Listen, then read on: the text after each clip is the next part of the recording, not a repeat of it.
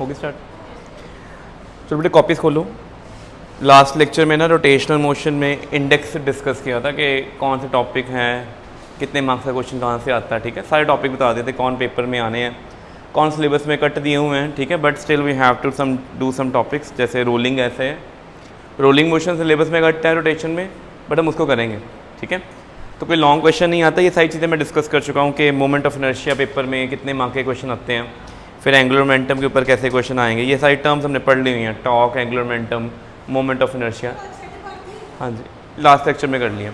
आज हम chapter proper way में स्टार्ट करेंगे। हेडिंग डालो सेंटर ऑफ मास। तो पहला टॉपिक कौन सा है आपका? Centre of mass. तो स्टार्ट हम करेंगे सेंटर ऑफ मास से। तो सबसे पहले हमने याद रखना है कि रोटेशनल मोशन से पहले जो भी चैप्टर थे ना, उसमें हमने सिर्फ कौन सा मोशन पढ़ा? Translatory motion of point object. ठीक है, लिख लो till now we have only studied, till now we have only studied translatory motion, we have only studied translatory motion of a point object. बस, और कुछ नहीं पढ़ा।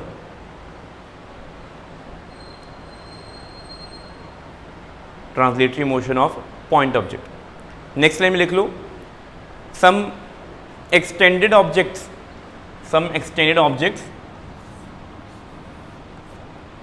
assumed to be point object, assumed to be point object in translatory motion. Some extended objects are assumed to be point object in translatory motion. ठीक है, मैं इसकी example बताता हूँ कि अभी तक हम क्या कर रहे थे। लेट्स से कि ये एक ब्लॉक है, बहुत बड़ा है, तो यहाँ पे कोई पार्टिकल है। देखो कितने पार्टिकल शो कर रहे हैं यहाँ पे? 4 पार्टिकल। अगर ये ब्लॉक 5 मीटर पर सेकेंड से ट्रैवल करता आगे, तो 5 मीटर पर सेकेंड से टाइम यहाँ पे 0 है, यहाँ पे टाइम कितना हो गया? 5 सेकेंड। डिस्टेंस ट्रैवल कितना हो गया? 5 मीटर। बॉडी कहाँ पहुँची? यहाँ पे पहुँच गई। 4 पार्टिकल अपनी लोकेशन पे। अब आप बताओ कि इस मोशन में पहले पार्टिकल ने डिस्प्लेसमेंट कितनी ट्रैवल की है? दूसरे पार्टिकल ने, तीसरे ने भी कितने की है? क्या कोई जर्क लगा किसी को? Is there any kind of jerk? कोई पीछे रह गया हो, कोई आगे चला गया हो? सारे पार्टिकल इकट्ठे आगे जा रहे हैं। This kind of motion set to be translatory motion. तो मैं इतनी बड़ी ऑब्जेक्ट ना भी स्टडी करता, इसमें सिर्फ मैं पॉइंट ए स्टडी करता कि पॉइंट ए यहाँ से पॉइंट ए तक चला गया है और 5 मीटर कवर किए है, तो पूरी बॉडी का बिहेवियर क्या आना था? सेम। अभी तक ये चल रहा था। जिन्हें भी क्वेश्चन थी प्रीवियस चैप्टर कितने केरे चैप्टर पढ़ ले, मोशन इन 1 डायमेंशन, 2 डायमेंशन, फिर हमने आगे पढ़ा लॉज ऑफ मोशन, फिर वर्क पर एनर्जी, कोलिजन, यहाँ तक सब कुछ किया ना, मोशन वर्टिकल सर्कल तक। उसमें कभी भी हमने एक पूरी बॉडी नहीं बनाई, यहाँ बॉडी के सारे पार्टिकल कंसिडर नहीं किए, एक ही पार्टिकल देखते थे। तो बॉडी को क्या मान के चलते थे? Point object. ठीक है, सो पॉइंट ऑब्जेक्ट मोशन में सारे पार्टिकल की वेलोसिटी, डिस्प्लेसमेंट, एक्सेलरेशन, सब कुछ क्या होता है, और इंटर पार्टिकल स्पेसिस भी क्या होती हैं? सेम। ऐसी बॉडीज़ को बोलते हैं रिजिड बॉडीज़। क्या बोलना है? Rigid body. ये था ट्रांसलेटरी मोशन में। अब हमने ट्रांजिशन में जाना, अब कहाँ जाना लिखो अगली लाइन में। But now onwards will start studying rotational motion, will start studying rotational motion. अब हम ना रोटेशनल मोशन शुरू करेंगे। Will start studying rotational motion. अच्छा बताओ भी, रोटेशनल मोशन स्टडी करना है ऑफ रिजिड बॉडी। ये लिख लो, ऑफ रिजिड बॉडी। अब मेरे को आपने बताना एग्जांपल। ये ब्लॉक वही है 4 पार्टिकल वाला, ठीक है, फ्लोर ते पिया सी ए नीचे डिग गया, ऐदा हो गया। ठीक है, टम्बलर सी, जग सी, ब्लॉक सी, ब्रिक सी, टर्न कर गई। बताओ क्या सभी ने सेम डिस्टेंस ट्रैवल किया है? ए ने सबसे ज़्यादा डिस्टेंस ट्रैवल किया है, बी ने उससे कम, सी ने उससे कम, और डी ने। टाइम क्या लगा सभी को? तो मान लो इधर ए दी लोकेशन है अराउंड 4 मीटर, यदि लोकेशन से 3 मीटर थे, यदि कितनी है 2 मीटर, यदि कितनी है 1 मीटर। रेफरेंस ये है 0 मीटर। ए ने कितना क्वाड्रेंट ट्रेवल किया ना, 2πr/4 कितना हो गया? 2πr/4 कितना हो गया? 8π/4। ये कितना होगा? 2πr/4 6 pi by 4। उसके अगला ये 2 मीटर 4 पाई बाय 4 और ये वाला पाई बाय 4। सभी ने डिस्टेंस नोट कर लिए, सभी की स्पीड बताओ। और मान लेते हैं यहाँ पे टाइम वॉच पे 0 था, यहाँ पे टाइम कितना है 2 सेकेंड, 2 सेकेंड लगे। ए की स्पीड कितनी आएगी? इसको डिवाइड करेंगे 2 से, कट हो गए पाई मीटर पर सेकेंड। बी की स्पीड बोलो कितनी आएगी?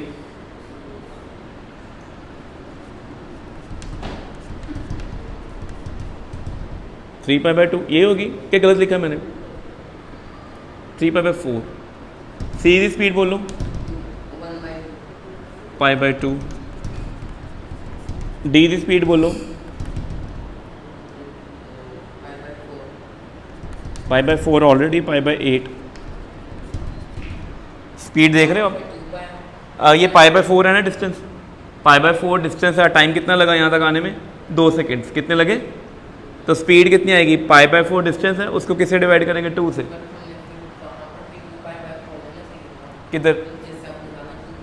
इसको करके देख लेते हैं। अब देखो अपनी कॉपी पे निकालो, वी डी का डिस्टेंस कितना है? पाई बाय 4 डिवाइड कैसे करना है? 2 से। कितना आएगा?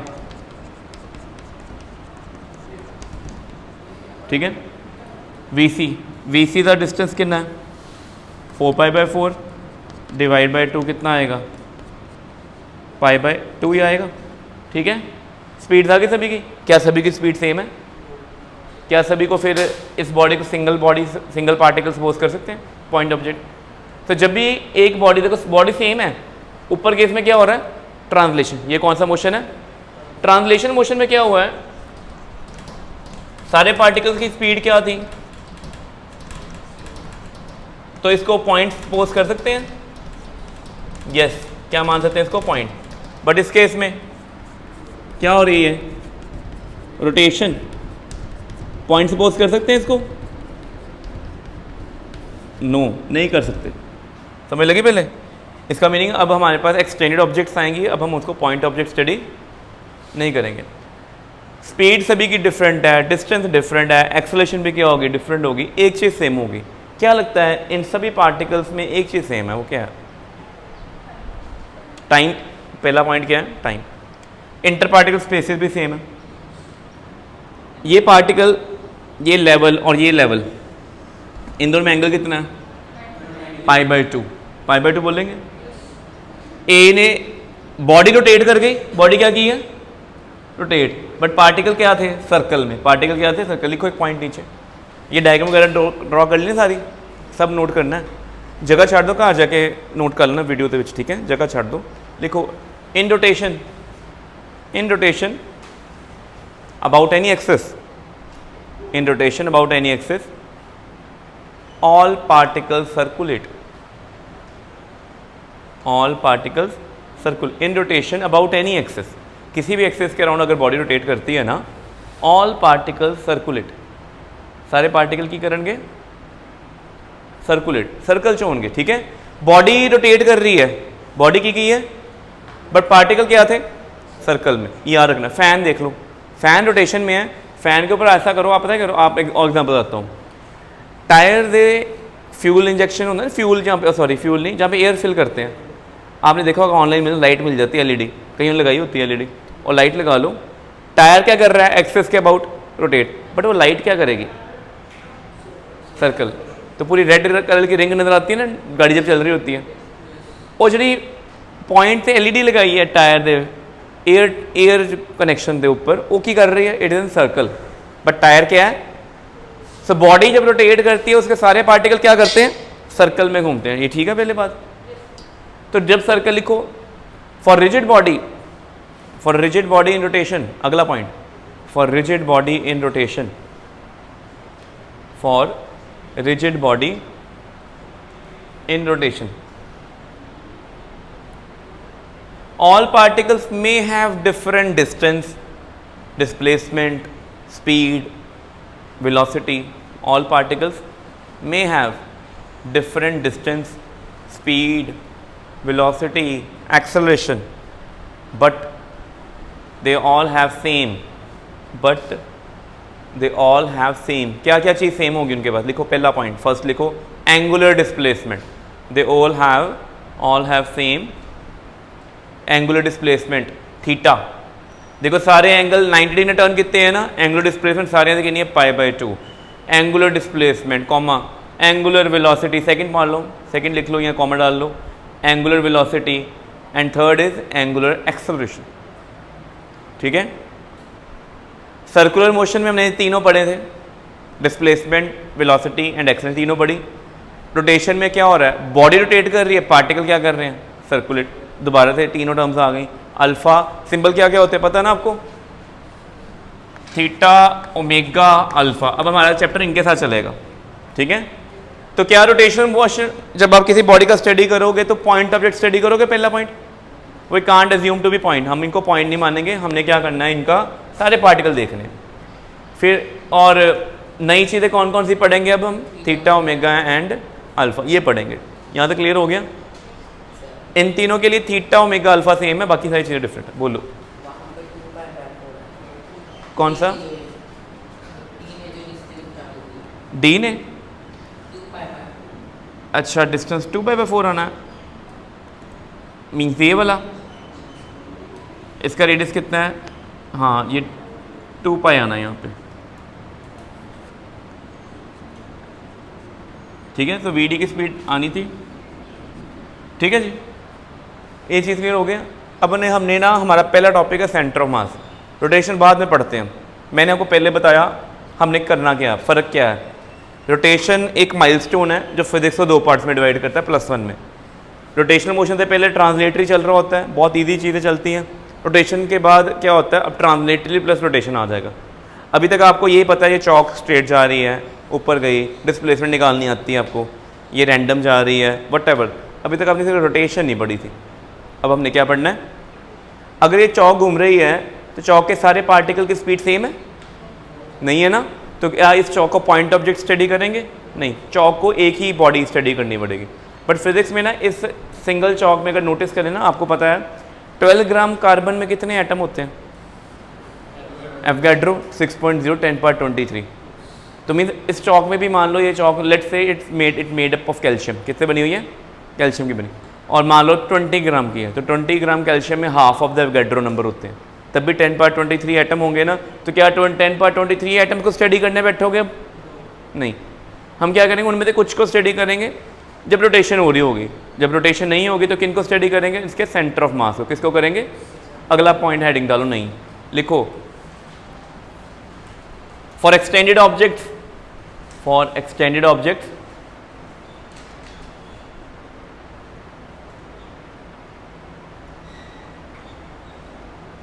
to study the extended object as क्या लिखा, for extended object to study, लिखो to study the behavior we need to locate a point, we need to locate a point inside or outside, we need to locate a point inside or outside whose behavior is same as that, whose behavior is same as that of the whole body, So inside or outside? whose behavior is same as that of the whole body। अब आप example आते हैं, बेटे ये duster पड़ा हुआ है, मैंने इस डस्टर को ऊपर उठाना है और इस तरीके से उठाना है कि सारे पार्टिकल की स्पीड क्या हो, सेम। अगर मैं यहाँ से उठाता हूँ, क्या सारे पार्टिकल की स्पीड सेम थी, क्या कोई पार्टिकल रेस्ट में है इस केस में, जो टच कर रहा है, इधर से उठाया, ये रोटेशन है क्या ट्रांसलेशन, रोटेशन में तो इसको सभी की स्पीड अलग अलग है, हम कोई फिक्स पॉइंट चूज़ नहीं कर सकते। बट अगर मैं इसको यहाँ से उठाऊँ, मैंने कोई ग्रिप टाइट नहीं की, जितनी ग्रिप यहाँ पे थी ना उतनी है, मैं उतनी ग्रिप से इसको उठा रहा हूँ, यहाँ से सारी बॉडी इकट्ठी ऊपर आई है ना।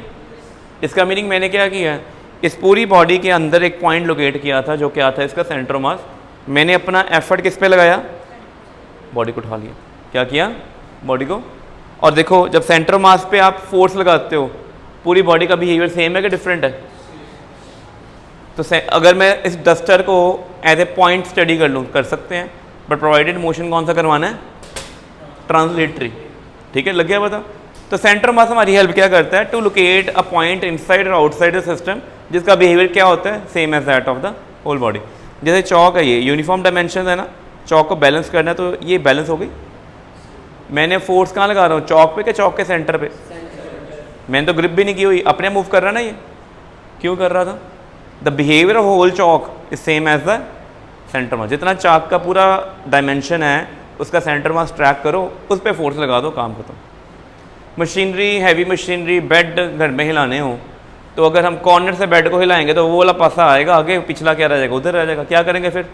सेंटर से खींचेंगे, या जहाँ मास ज़्यादा है वहाँ से खींचो, पूरी बॉडी क्या होगी। और मैंने एक एग्जांपल आपको कराई थी, टेबल पे चेन हैंग कर रही है, ये हैंगिंग पार्ट है। अगर आपने इसको, इस पार्ट को ऊपर भेजना है, टेबल पे लेके आना है, आप क्या लोकेट करोगे पहले इसका?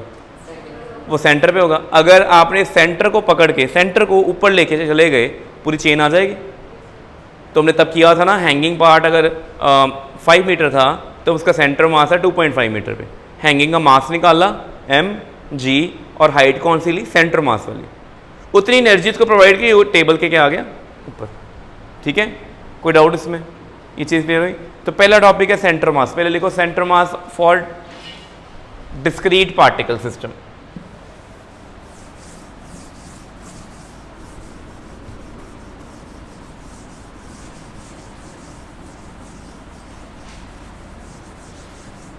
बड़ा सिंपल फॉर्मूला है, ये x है, ये y है, ये z है, यहाँ पे a पड़ा हुआ है, ये कोई b पार्टिकल है, कोई c, ऐसे बड़े सारे पार्टिकल है स्पेस में। क्या ये अलग अलग सेपरेटली नज़र आ रहे हैं कि ये यू कैन काउंट देम और नॉट? डिस्क्रीट का मतलब you can count them, different entities are there. पहले की पोजीशन ये होता है पोजीशन वेक्टर r1, पता है ना आपको पोजीशन वेक्टर? ये कौन है, r2। वेक्टर आपका साथ नहीं छोड़ेगा जब तक आप फिजिक्स और मैथमेटिक्स पढ़ोगे।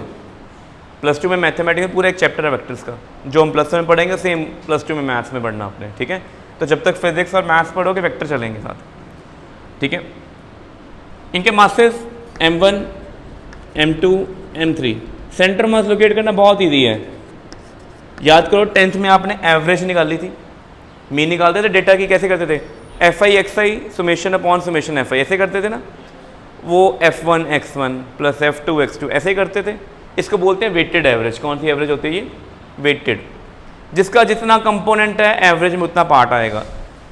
मान लो मास यहाँ पे ज़्यादा है तो सेंटर मास इसके पास घूमेगा, अगर यहाँ मास ज़्यादा है तो सेंटर मास यहाँ कहीं पे होगा। तो सेंटर मास का फॉर्मूला क्या निकालना, m1 r1 m2 r2 plus on upon, simple. ठीक है, आपने एवरेज एटॉमिक मास निकाला केमिस्ट्री में, क्या किया था, a1 x1 plus a2 x2 upon a1 plus a2, यहाँ x1 प्लस x2 ऐसे ही करते थे। परसेंटेज जितनी थी मल्टीप्लाई करते थे, मास से प्लस करते थे, नीचे क्या आता था 100, सेम ही चीज़ है। तो सेंटर मास में देख लो, लोकेशन जो सेंटर मास की होती है मास डिस्ट्रीब्यूशन पे डिपेंड करती है। किस पे डिपेंड करती है? मास डिस्ट्रीब्यूशन, कितना मास कहाँ पे है। So mass m1 is at r1, mass m2 at r2, mass m3 at r3. These are the location. They show the distribution. तो लिख लो नीचे, center of mass location depend upon mass distribution. Center of mass location depend upon mass distribution.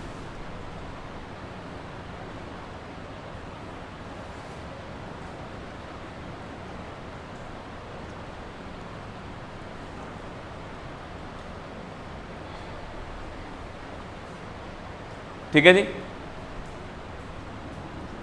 और अगर मान लो, लिखो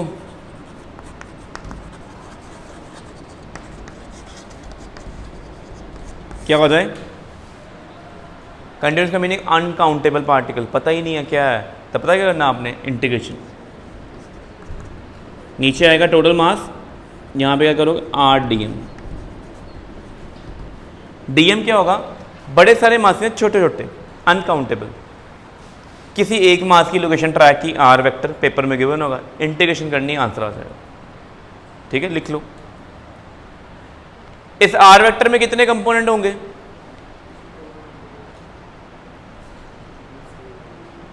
ये r vector position vector है, vector के कितने कंपोनेंट होते हैं, 3। कौन कौन से, x y z। अगर आपने x कंपोनेंट निकालना हो तो m1 x1 m2 x2 कर दोगे, y निकालना हो m1 y1 m2 y2। और अगर इंटीग्रेशन, अब प्रॉपर इंटीग्रेशन हमारी यूज़ होनी है यहाँ पे, यहाँ तो कोई डाउट? ठीक है, अब एक क्वेश्चन कर लेते हैं, बड़ा सिंपल सा क्वेश्चन। ठीक है, फॉर्मूले अगले लेक्चर में नोट्स में डिस्कस करने हैं। ठीक है, कल मैंने जो इंट्रोडक्शन करवाई थी प्रीवियस लेक्चर, तो आपने सबने देखना उसको, कि आपको पता चल जाएगा फाइनल जब पेपर आएगा ऑन रोटेशन कौन कौन से क्वेश्चन कितने कितने मार्क्स में वेटेज आती है। ठीक है, और किस तरह के क्वेश्चन आते हैं, सारा मैंने लास्ट लेक्चर में बताया हुआ है। सर वो आपने एल डाला है इंटीग्रेट, ये एल, ये इंटीग्रेशन है, क्या ये उसके साथ एरो डाला आर डी एम, ये उसके ऊपर एरो डाला एरो, इंटीग्रेशन के साथ। एरो वेक्टर है, अच्छा, आर वेक्टर नहीं है, देखो ये सारे वेक्टर नहीं है। उसके तो साथ में और यहाँ पे आर आर 2 हो गए हैं, मिक्स ना हो जाए तो यहाँ पे आर सी ओ एम लिख दो, ये भी आर नहीं तो वो भी आर बन जाना, वो इंस्टेंटेनियस एनी पोजीशन है। आर सी ओ एम क्या है, लोकेशन ऑफ सेंटर मास। बड़ा सिंपल क्वेश्चन पेपर में आता होता है, लिखो लिखो इन HCl molecule, in HCl molecule with bond length 1.2 angstrom, in HCl molecule bond length will which with 1.2 angstrom locate center of mass, locate with bond length 1.2 angstrom।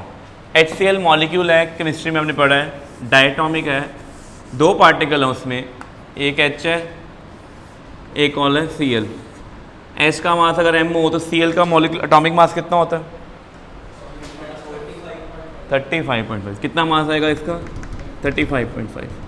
तो ये आपके पास M2 है, ये आपके पास कौन है M1 है, दोनों में गैप कितना है 1.2 एंगस्ट्रॉम है। कोई डाउट इसमें?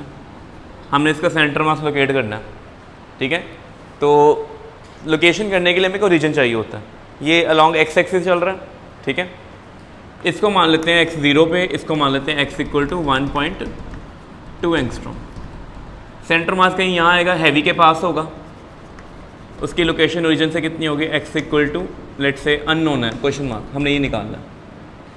फॉर्मूला बताओ सेंटर मास का क्या होगा m1 x1, अब x आएगा ना m2 प्लस, बेटे x1 की तो वैल्यू 0 है, m2 कितना है 35.5, ये है 1.2 एंगस्ट्रॉम, और नीचे 1 प्लस ये 36.6 हो गया, 5 हो गया, m ऊपर नीचे कट गया। डिवीजन करो और मेरे को आंसर बताओ कितना आता है। प्रॉपर डिवीजन करनी, 35.5 की 36.5, नीचे 36.5 क्यों आया लग गया पता, 35.5 में हमने m ऐड किया था। ठीक है,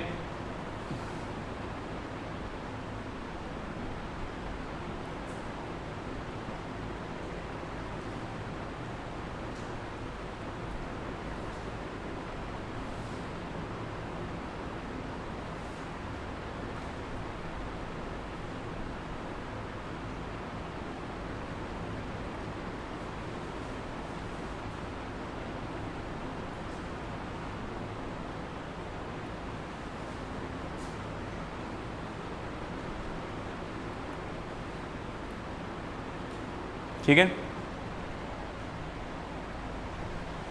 कोई डाउट यहाँ तक?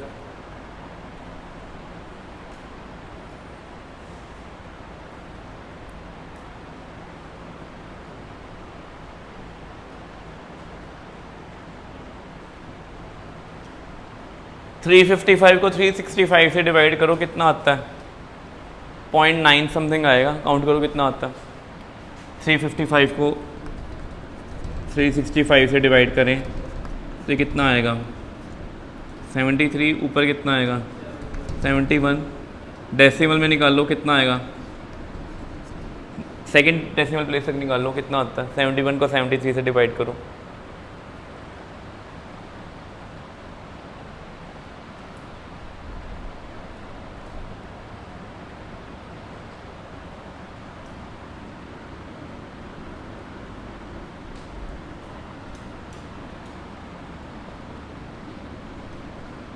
आई थिंक 0.98 आएगा रफली। 0.98 को 1.2 से मल्टीप्लाई करो, कितना आता है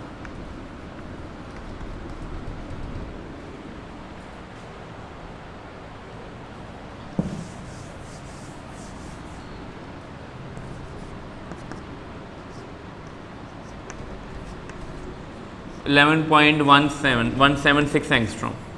इसका मीन सेंटर मास क्या होगा, H के पास के Cl के पास, Cl के पास हो कितना 12 को 0.98 से मल्टीप्लाई करो 11 पॉइंट, नहीं 2 डेसिमल है, देखो करो 98 को आप 12 से मल्टीप्लाई कर रहे हो, आपका आता है 1176। तो 1176 के 2 जीरो तो होनी चाहिए डेसिमल्स में, तो 1.2 गिवन था कि 11, ओ 1.2 है, ठीक है ठीक है, तो फिर ये आएगा 1.176, ठीक है 1.176। तो ये इसका मीनिंग सेंटर मास लिख लो, एक नोट पॉइंट लिख लो, centre mass reside near to the heavier object, center mass reside near to the heavier object, ठीक है। डिस्क्रीट सिस्टम था ये, बहुत इजी है। एक और करते हैं,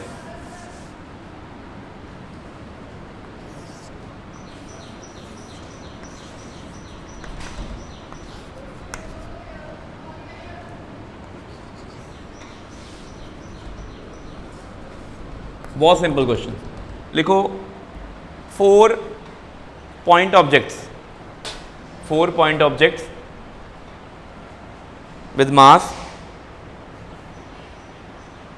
4 point objects with mass m, 2m, 3m and 4m,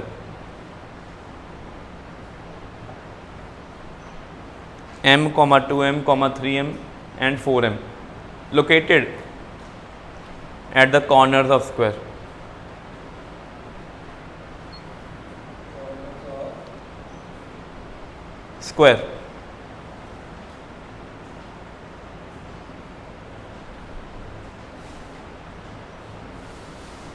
Locate और square of side लिख लो, square of side a centimetre, a locate center of mass।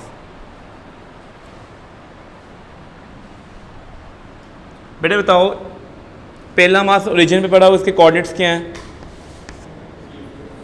इससे कितने होंगे, कितने होंगे 2m मास है, a,0 कितना आएगा, x एक्सिस पे a है, ये कितना होगा और ये कितना होगा a,a।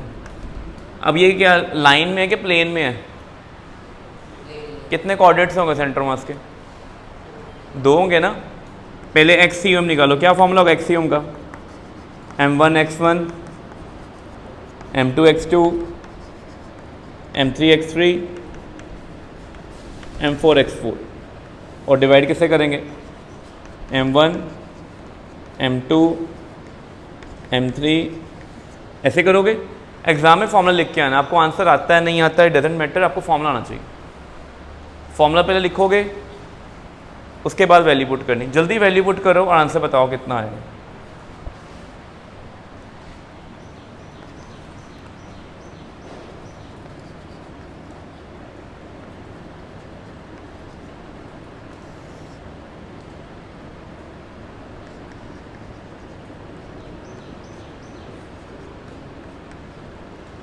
यही आएगा 7a/10 x कोऑर्डिनेट। पहले वाला m आया ही नहीं, क्यों नहीं आया, पहले वाले का x कोऑर्डिनेट कितना है 0, दूसरे का a है, थर्ड भी a है, फोर्थ फिर से 0, ठीक है, कर लिया नोट।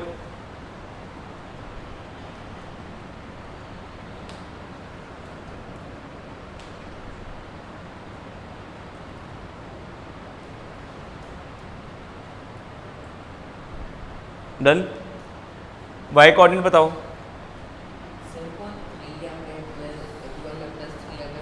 ओ 5 होना है यहाँ पे, 5 लिखो, ठीक है। अब लास्ट आगे करो, y कोऑर्डिनेट भी निकाल लो।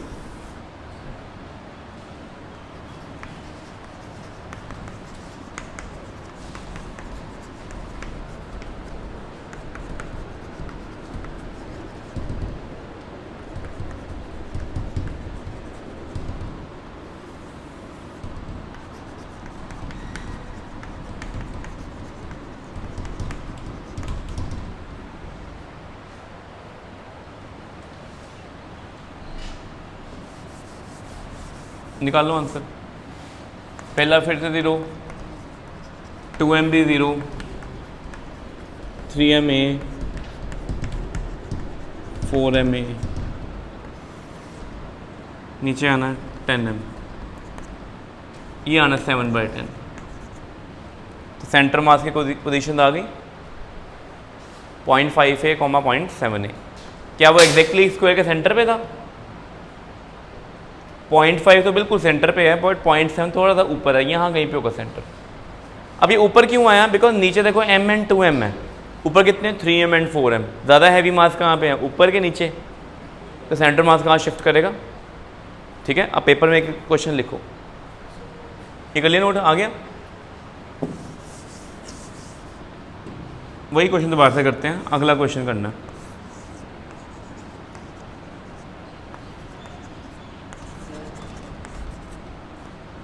बोलो। एक्स कोऑर्डिनेट 0.5a, 0.5a मतलब a का हाफ यहाँ पे, 0.7a ऊपर जाना था a से थोड़ा ऊपर। इसका मीनिंग इस केस में जो भी किया है, सेंटर मास कहाँ पे है? यहाँ पे। ये पता लग गया ना ऊपर मैथमेटिकली क्यों आया, वो हमने बता दिया, और थ्योरेटिकली भी क्लियर हो गया, जहाँ मास ज़्यादा होता है वहाँ सेंटर मास वहाँ शिफ्ट हो जाता है। अब आपने मेरे को बताना है कि लिखो इन प्रीवियस क्वेश्चन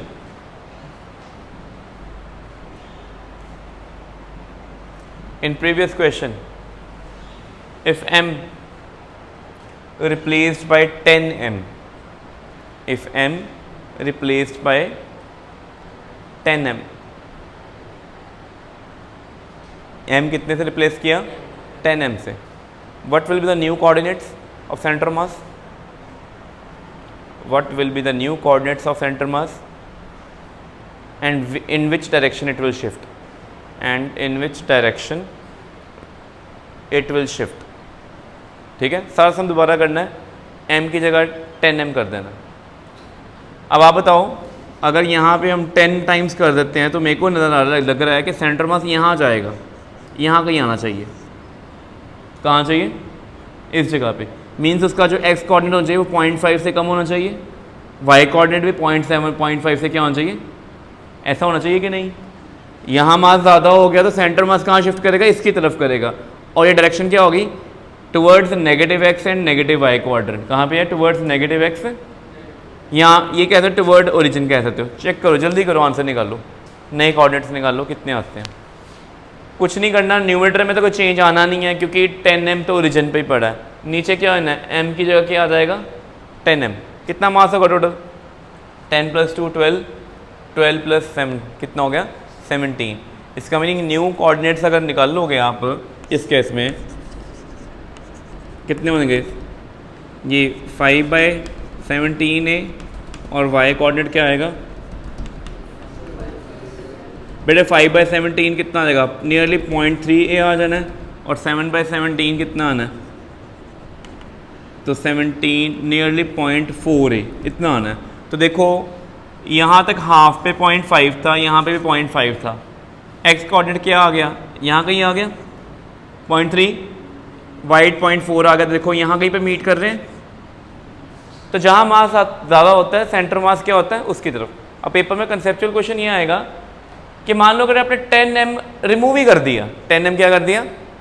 कुछ नहीं रखा यहाँ पे, अब सेंटर मास किसकी तरफ जाएगा बताओ? ऊपर।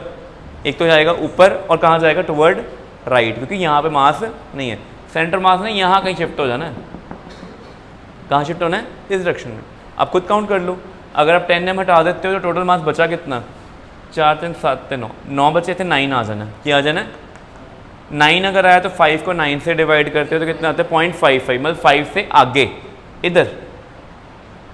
हमें तो पता ही ना इधर और ऊपर होना है, और ये 7/9 करेंगे 0.77, ये भी ऊपर आ गया, तो मीन्स यहाँ कहीं सेंटर मास पहुँच जाना। तो चीज़ क्लियर हो गया, सेंटर मास कैसे शिफ्ट होता है? Mass distribution. Centre mass not only depend upon mass, it depend upon mass and their location, both mass distribution. तो जब भी आपको पेपर में मान लो असर्शन भी देना सकता है, असर्शन लिखा आएगा centre mass depend upon only of the masses of the system, ठीक है। और रीज़न में आपको फॉर्मूले दिए हुए हैं, रीज़न तो करेक्ट है बट स्टेटमेंट करेक्ट थी, but centre mass depend upon mass और डिस्ट्रीब्यूशन। अब आपका पेन ना दिखाओ, बट पेन में अगर कैप ना हो तो ये कहाँ बैलेंस हो रहा है, ये यहाँ जाके कहीं पे यहाँ बैलेंस हो गया। देख रहे हैं, लोकेशन ट्रैक कर रहे हो ना। पेन का कैप लगा दिया, मास ज़्यादा कहाँ बढ़ गया, इधर, और देखो आगे हो गया, अराउंड 3 to 4 मिलीमीटर शिफ्ट आ गया। किसकी तरफ आया, हैवियर मास। ये चीज़ क्लियर हो गया आपको, कोई डाउट इसमें? ठीक है, तो आज हमने सेंटर मास के बारे में पढ़ा है। अगले लेक्चर में मैंने जो करवाना है, मैंने नोट्स को रीड करने हैं, जो नोट्स आपको मिले हैं उनमें सेंटर मास के बारे में बताना है। क्वेश्चन मैंने करवा दिया, ठीक है। अब नेक्स्ट लेक्चर मिलते हैं। वो 4M की तरफ ही शिफ्ट होना चाहिए। बेटे 3M भी तो पढ़ा हुआ ना वहाँ पे, 4M 3M दोनों है ना, तो सिर्फ ऊपर नहीं जाएगा, वो उधर भी जाएगा। नहीं, पर वो लेफ्ट की तरफ। आप देख लो खुद, मैंने कैलकुलेट करी तो है। अगर आप नीचे इसको हटा देते हो, 0 कर देते हो, तो नया कोऑर्डिनेट यहाँ पे 9 आ जाए, क्या आएगा, 5/9 कितना होता है, 0.55, 0.55 इधर है। अगर 0.45 होता तो इधर जाता, ये इधर गया, और वो आना है 7/9, पॉइंट कितना आना है, 0.7 टाइम, वो ऊपर चले जाना है, तो यहाँ पहुँच जाना कहीं पे। ये भी है मास, अगर 3M ना होता तो ये 4M की तरफ ही जाता। 4M भी है, 3M भी है, 2M, यहाँ मास से ज़्यादा है, इस जगह ज़्यादा है ना, तो इनके पास कहीं पे पहुँचेगा, नॉट एग्जैक्टली यहाँ पे। पर 4M तो 3M से ज़्यादा। ज़्यादा मैथमेटिकली काउंट कर क्यों नहीं कर रहे आप? मैथमेटिकली क्या आंसर आया, वो ये 0.55 आया यहाँ पे कहीं पे, 0.77 आया यहाँ कहीं पे, तो इसका कोऑर्डिनेट तो यहाँ कहीं मिल रहा है ना। जो मैथ्स ने कहा वो आना आंसर, मेरे कहने से कुछ नहीं होना, जो मैथ्स ने बोला वो मानेंगे हम फिजिक्स में।